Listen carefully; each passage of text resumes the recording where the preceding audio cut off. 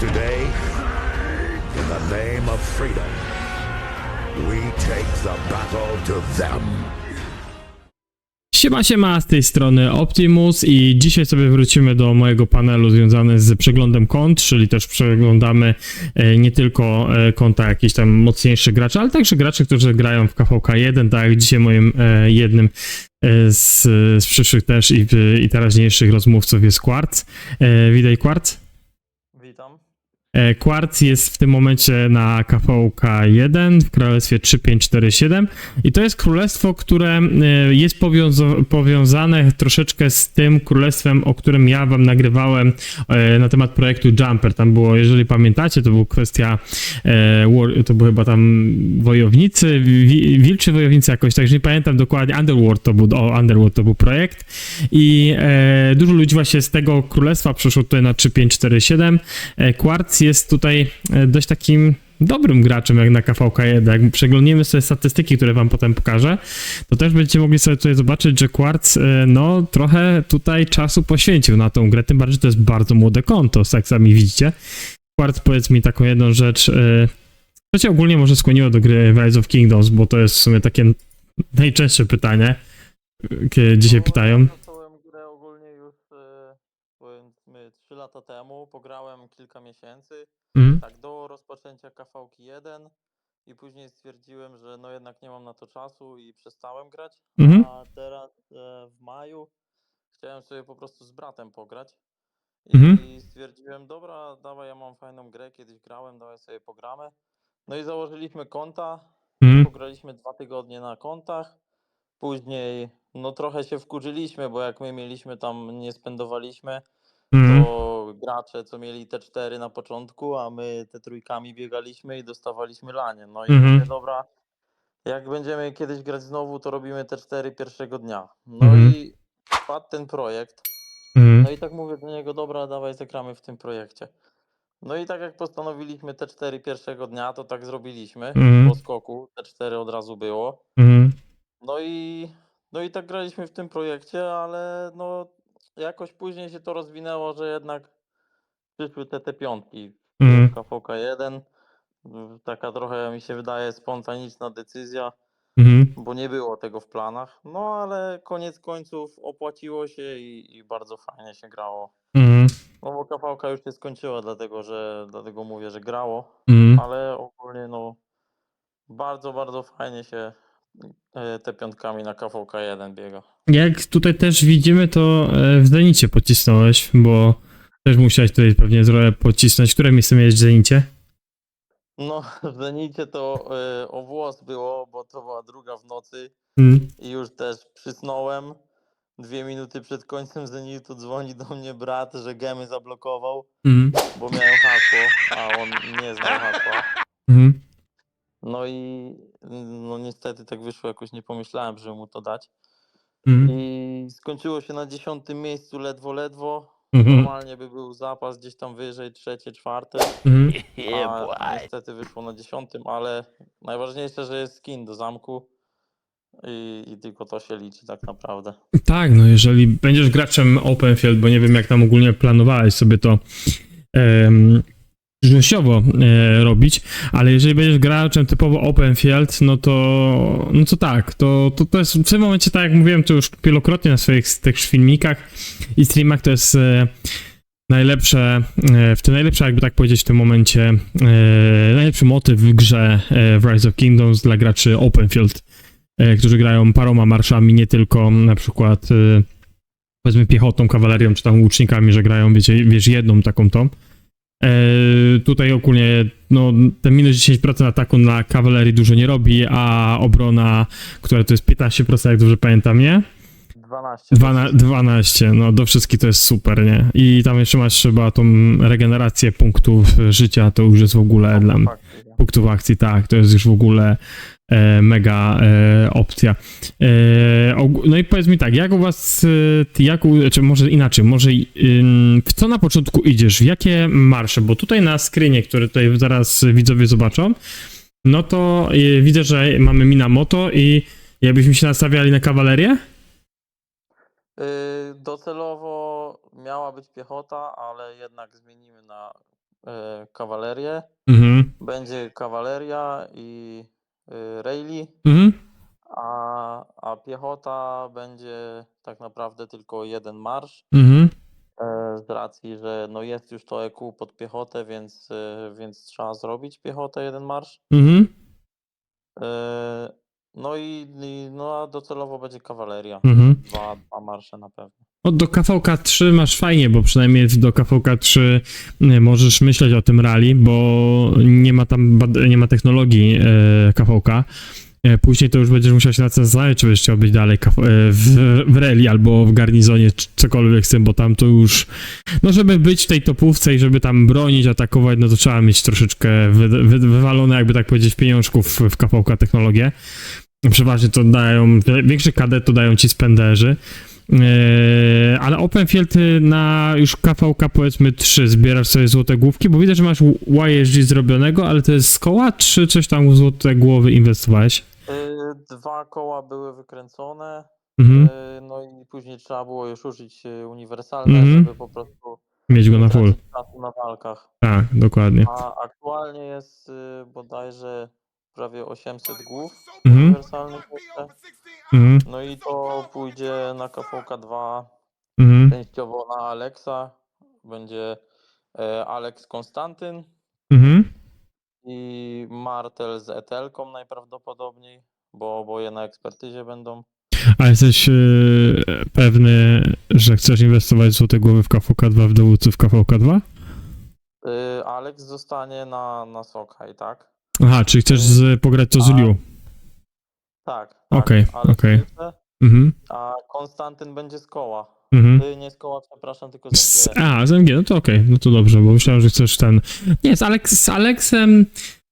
No jest to, na tą chwilę jest to dobre rozwiązanie, to co właśnie ty myślisz, bo z Liu grywa. Pytanie, co będzie przyszłościowo z Ragnarem Prime, który wyszedł niedawno, i jak to będzie później wprowadzone, bo już powiedzmy taką metę 2 dowódców piechoty można sobie gdzieś tam ułożyć. Powiedzmy, jeżeli Ragnar Prime kiedyś by wszedł normalnie do gry na, powiedzmy, no na taki open world, nie tylko na danym KVK, no to tam jest różnie. No, Liu, Alex robią na pewno bardzo fajną robotę i tutaj w sumie możesz w to iść. No faktem William Wallace, Liu, no to też jest niezłą partią, można tak powiedzieć. No ale jak tam masz Alexa, to będziesz coś kręcił pewnie na kole, no to pewnie to będzie nawet takie dobre rozwiązanie. Zobaczymy do kiedy, bo ty musisz też się nastawiać w tym momencie na to, żeby to grało, że miało jakąś tą normalną synergię Liu-Alex, nie? No to musisz myśleć o tym muzeum, nie? Żeby to muzeum jak tylko się pojawi, żeby tego Alexa zmaksować, no bo on tak jest grywalny. Głównie w tej mierze gracze mówią, że jeżeli masz Liu-Alexa, no to tam to już jest, wtedy naprawdę jest fajnie grywalne, bo widać różnicę, nie? Bo tak normalnie bez muzeum ponoć jest duża różnica między WW a Liu. I to mam informację o graczy, którzy grają piechotą i dlatego cię o tym tak wspominam. A powiedz mi, jakie masz w planie, powiedzmy, 3 takie marsze, którymi chciałbyś grać już na SOK? W sensie, albo powiedzmy 2, bo nie wiem, czy na SOK do KVK 3 będziesz miał tyle główek, ale jaki masz plan, jeżeli chodzi o prowadzenie konta? Na pewno jest Alex Lucze No. i Nevski z Joanką. Mhm. No i trzeci zobaczymy, bo jeśli pod Rayleigh by było, no to Attila. Mhm. No i nie wiem, jeszcze nie wiem. No, Nie wiem Attila- do końca, kogo bym do tego dorzucił. Attila jest fajnym. Bo Mhm. pod kawalerię jest tylu tych dowódców, że no po prostu trzeba będzie się później zastanowić. Jeszcze nie wiem, w jakim seedzie będziemy, bo to Mhm. też jest, Tak. to też zależne od seedu, także też ciężko powiedzieć do końca, który dowódca będzie robiony. Wiesz, wszystko zależy od waszej jakby tak migracji na KVK2, bo jeżeli dużo przyjmiecie bardzo mocny kod na KVK2, potem dojdzie do KVK3, byleby wam nagle nie zablokowała tego, ale oni to ponoć mają do końca roku. Raz mówili, że we wrześniu, raz, że w październiku, a ponoć teraz informacja, że może do końca roku wprowadzą te ograniczenia migracyjne. Bo jak dużo ludzi sobie przyjmiecie, nie? Na KVK2, no to No będziecie szli, wiesz, z tą mocą i kapę wyżej, nie? I możecie potem w tym KVK 3, może tam 4 już być, wiesz, jakoś tam wysoko, nie? Pytanie, jak to rozwiąże u was Rada Królestwa na tym. Ja ci mogę tylko powiedzieć, że no 3 marsze, które warto na tą chwilę, czyli na powiedzmy koniec października, bo wiadomo, zobaczymy, co się zmieni w najbliższym czasie. No to Alex już rzeczywiście, tak, potem Nevsky z Joanką, no i trzeci to Zydelian Herman, chociaż chyba Liu Alex i Zydelian Herman to jest na tą chwilę najmocniejszy zestaw dowódców, nie? Takie jest, jakby tak powiedzieć, moje odczucie. Tak, ale to No. trzeci to już mówisz o łucznikach. Tak, no, bo tutaj to mówię o takiej top 3, jakbyś chciał grać, nie biorę, mówię o open field głównie, bo masz skórkę pod open field, nie? Ja patrzę pod tym względem akurat. Jeżeli myślisz o rally, no to wiadomo, to tam już musisz kombinować, musisz myśleć, jak będziesz też grać, nie? Bo ludzie, którzy grają KVK 3 i KVK 4 i myślą o rally, no to wiadomo, że albo idą w metę, bo grają potem Heroic Anthem na KVK 4 i myślą o tym, że na przykład sparować to Neski z Justynianem, to na tą chwilę bez artefaktu oczywiście, to jest najlepsza para do rally. No ale jeżeli będziesz grał z artefaktem, tak jak potem KVK 5 powiedzmy, czyli ten nowe KVK, no to tam, tak jak teraz na przykład ja gram, no to Attila jest w 80% zawsze gdzieś tam parowany, wiesz, czy to z piechotą z łukami, więc jeżeli myślicie o tym, to pod tym względem Attila z jakimkolwiek tam innym dowódcą piechoty, łucznikami albo kawalerii się naprawdę dobrze zgrywa, nie? Pytanie, bo przez najbliższe do KVK 4 będziesz no, bazował na tych, wiesz, podstawach, nie?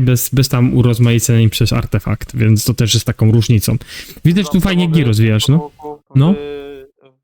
Wykorzystać tego YSG, który już jest na ekspertyzie, bo też będzie na pewno dawał radę na początku, tam KVK 2, 3 jest był grywalny, nie? Ale chodzi ci o rally Attila z YSG? Nie, open field. A, Open, tak, YSG jest dalej teraz, nawet teraz jest grywalny, można powiedzieć, że on dalej jest jakby tam w top 2, może 3 marszach, bo ludzie różnie będą opisywać, ale mi się wydaje, że on w tym momencie jest w top 2 marszach łuczników, bo poza Zydeliangiem Hermanem to Ashura z YSG na muzeum jeszcze odblokujesz na 3. stage'u, to już jest w ogóle naprawdę fajny zestaw, a jak teraz jeszcze grają tą Shajara z YSG, też ponoć niezłe robi raporty i kapeki.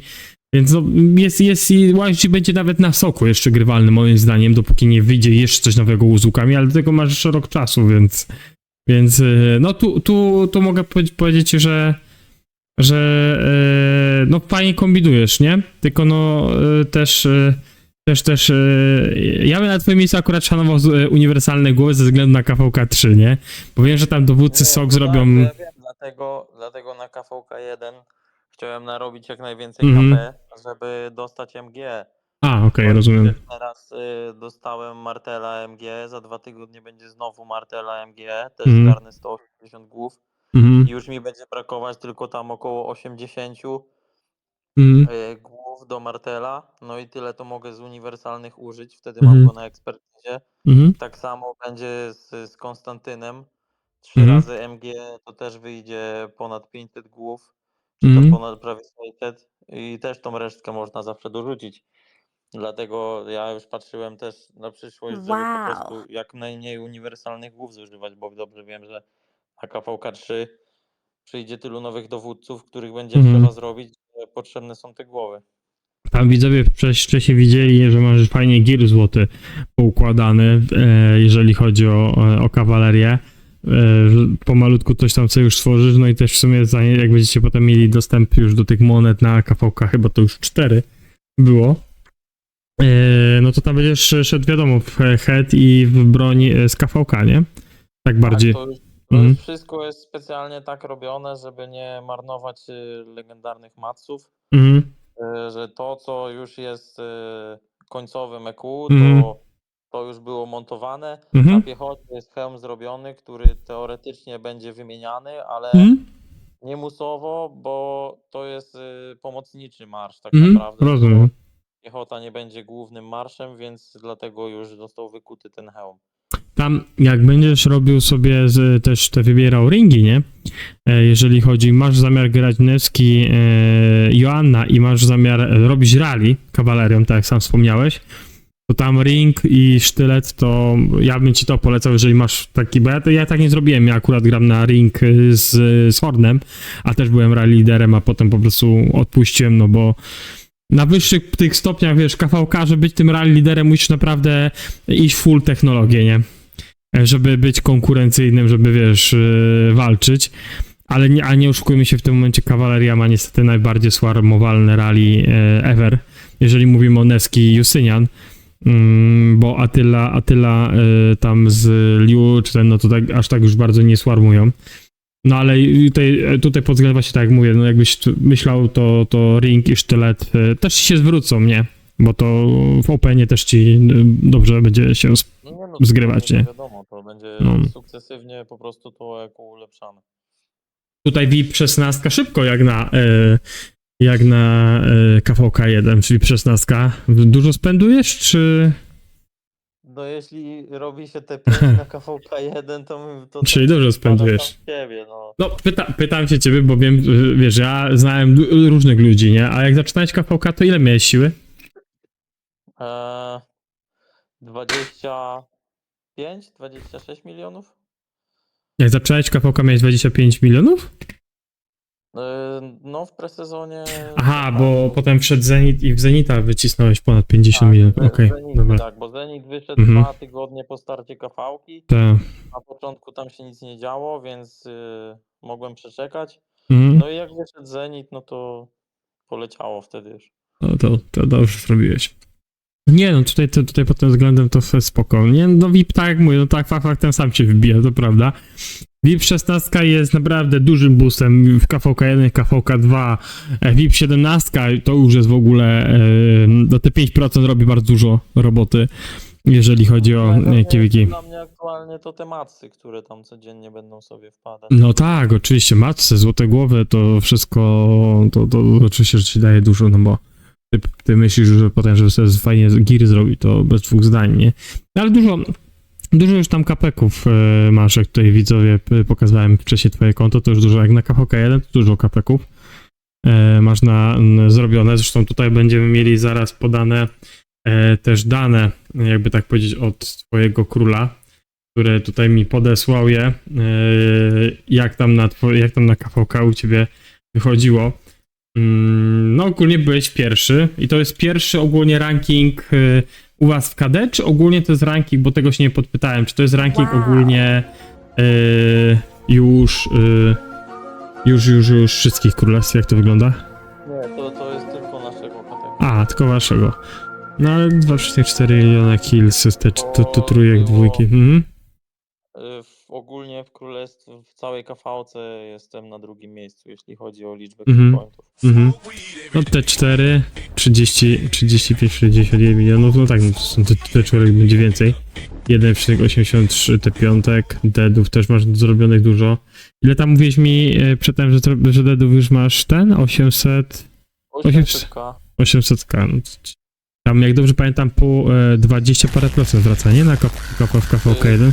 30, I tam jeszcze, procentowo, no tak, tam i 10%. te tikety, które tam mogą ci gracze, albo ty możesz tam jakoś odzyskać, okej. No nie, no jak na KVK1 bardzo fajny wynik, ja nie będę ukrywał. Ja KVK1 już mam troszeczkę, jakby tak powiedzieć, mogę być niektórymi rzeczami do tyłu, bo ostatni raz grałem ponad rok temu, albo rok temu, KVK1, i to moje, jakby tak powiedzieć, w tym momencie tak największy rozbrat z KVK. Bo przedtem jakby tak powiedzieć więcej tam wiedziałem, co tam się dzieje. No ale widzę, że chyba się dobrze bawisz w tej grze, nie? Nie no, dobrze jest, no nie mogę narzekać. Plan był, żeby wbić bilion kapeków, ale no walki były takie, że powalczyliśmy 3 godziny i było po walkach tak naprawdę. Tak, ja tam filmik z tego tam W jednej wrzucałem, no. secie, później ten filmik, co ty nagrywałeś, co na bańce stałem, to też właśnie, bo walki się zaczęły o 2:00 w nocy, a to była już, no jak na bańce byłem, to już była 9:00 chyba, to też na chwilę chciałem sobie przerwę zrobić. Mhm. I to już tak naprawdę też było już po walkach, to co tam się Mhm. szczypaliśmy, to już takie były słabe walki, bo nawet porządnego bola nie było. Mhm. No tak, Także Jarl mi pisał, że macie walki w nocy. Ja mówię, no nie, no w nocy nie będę stawał, żeby nagrywać. Rano wstanę i dopiero zobaczę, co tam u was, wiesz. I też Jarlowi pisałem, nie? przegapiłeś największą zabawę, bo tam o tej 3, 4 w nocy, no to tam to wtedy były walki pod bramą. Staliśmy w bramie tak naprawdę u nich i przez bramę się biliśmy. Które mieliście walki? O które mieliście walki? Czy którego to było, kiedy mieliście te walki? Pamiętasz, który to był dzień? No wtedy co nagrywałeś filmik, to w tym dniu były walki. Kurde, nie pamiętam, kiedy nagrywałem, tak szczerze powiem, czy nie pamiętam teraz. Nie pamiętam teraz, bo wiesz, dużo się działo, a mi się zdaje, że ja nie wbijałem Wtorek to był. we wtorek. To ja chyba nie wbijałem z tego względu o 2:00 w nocy, bo albo byłem przed swoim KVK, przed otwarciem pas piątki musiałem się wyspać, bo ja miałem po południu walki. Więc chyba tak to było, że ja nie wbijałem, wieczorem nawet nie wbijałem, czy w nocy nie wbijałem, żeby nagrać, bo miałem po południu w ten dzień później swoje walki na strefie piątej. Może tak być, bo wiem, że tak jakoś to się wszystko tak nachodziło. Niektórych KVK, jak tam śledzę, też się nachodzą i tak nie mogę wszystkiego robić, sprawdzać, no bo nie miałbym 100 chyba, nie? A pierwsze dni były akurat najważniejsze tam w strefie piątej. No i dużo tam się u mnie też działo, więc dlatego pewnie nie ten, no ale ogólnie z tego, co tam potem przeglądałem i też pisałem, chyba tam z Jarlem, no to w jeden dzień to załatwiliście, w jeden dzień cały, nie? Załatwiliście sobie to No, tutaj. tak naprawdę o 8 rano już było Czyli 6 godzin walki gdzieś i nara. No, okej. No. No to czasem KVK, no to szybko, ile macie teraz dni do końca KVK? 6 dni zostało. 6 dni, 6 dni zostało na tym. A tak naprawdę Ziguard się kiedy otworzył? 10 dni temu? Coś takiego, no.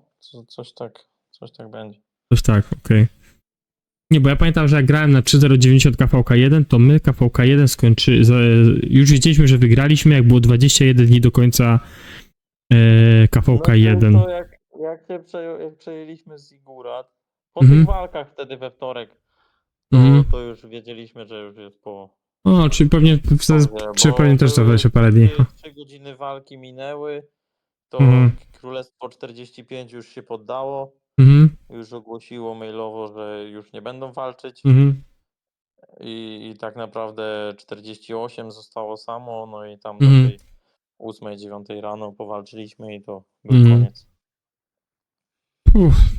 Powiem ci, że fajnie, że są jeszcze Polacy, którzy gdzieś tam zaczynają w tą grę, coś tam spenderują, no i myślą przyszłościowo o tej grze, bo w Polsce jest mało Polaków, a jak są Polacy, których tam też niektórych poznałem niedawno, to siedzą w ogóle cicho, gdzieś tam sobie mają bardzo fajne konta, dużo rozwinięte się gdzieś tam sobie cicho, wiesz, na jakichś innych królestwach, nie przyznają się nawet, że są z Polski, bo niektórzy nie chcą należeć do społeczności tej z Rise of Kingdom, że idzie o Polaków.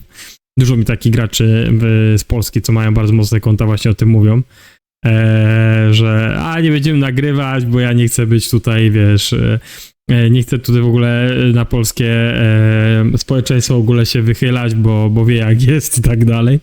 No ale no, czasem tak bywa. Fajnie, że ty się zgodziłeś na filmik, fajnie, że tutaj mogliśmy przejrzeć twoje konto, no i przypuszczam, że będziesz to rozwijał dalej. No i też będziemy filmik kręcić tutaj na pewno w ogóle o waszym królestwie, bo tutaj już z waszym królem też mamy ustalone w któryś dzień się zgadać. Nie wiem, czy tam z chłopakami też od was z R4, ile tam jest u was graczy z Polski. No ale nagramy coś, żeby też tutaj ludzie zobaczyli, że jest jeszcze polskie, powiedzmy, czy tam international KD, bo wy macie takie mieszane, nie? To nie jest polskie KD, Tak. tylko mieszane. A Polaków was tak mniej więcej ile jest? 20-30 osób? Czy więcej? No, może być i więcej, aktualnie nie wiem, bo też kilka osób tam odeszło, ale Mm. ciężko tak naprawdę powiedzieć, bo to po sojuszach rozrzuceni jesteśmy wszyscy. No dobra, ale można powiedzieć, że... Gratis, wszystko tak rozrzuciło. No dobra, można powiedzieć, że jesteście w sumie tak samo jak ja grałem na 3.090 albo jak 3 czy 0,80, jak tam mieli swoje początki na KVK1 mieli, że to jest takie wszystko mieszane. Więc no to też można powiedzieć, że jakiś tam tutaj procentowy duży udział Polaków jest u ciebie, czy tutaj w tym KD, więc warto tutaj śledzić. No i warto, że jeżeli no, ktoś chce na przykład pograć w danym królestwie, no to tutaj może dołączyć do Quartza i pograć z nim, nie? I pograć z tym królestwem. Może na KVK2.